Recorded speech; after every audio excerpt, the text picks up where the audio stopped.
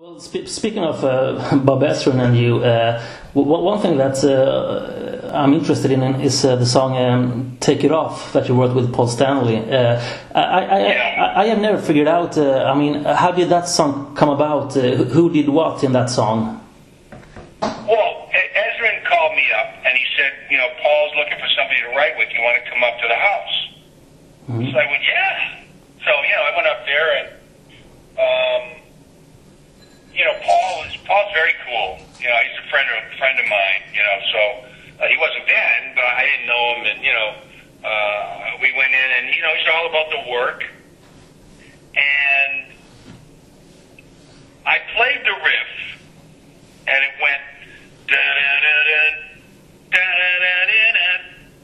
da da da da, right? Yeah. So he goes, no, go da da da. Like that, and he sort of flipped around the beginning of it, and then we started playing, and then the song just sort of fell into place, and so then right away it goes feeling kind of dirty. It's around 11:30. Oh, and I was like, come on, jeez. The guy at that time, and I said this to him. I just saw him recently. I said, dude, you're singing. Then live. I don't know if you ever saw the live video of that. Have you ever seen that, Carl? Sure, yeah.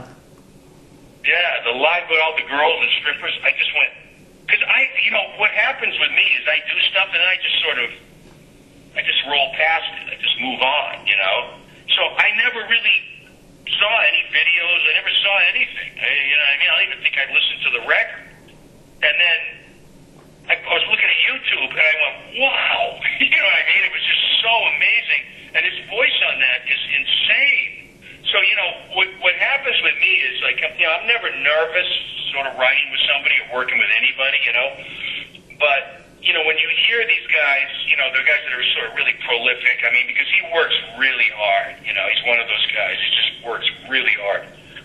When I heard that voice, it's like when I played with Rod Stewart, when I was in the studio with him, and I heard that voice, you just kind of go, well, there it is, And just to hear it on a song I was writing with him was a very cool thing. And then I went to the studio, and Gene's there. Gene's also like really, nice guy, sweet guy. And Bruce Kulick was playing the solo right when I walked in. And boy, does he kill that solo. It's just, I saw Bruce recently, and I said, dude, you should have gotten writer's credit the way you were playing. It's just freaking awesome, So, but that was one of those things where I came in, and the first thing I played, he loved. And we just started building off of that. And Ezrin was there at the beginning, and then he just let us go. He split.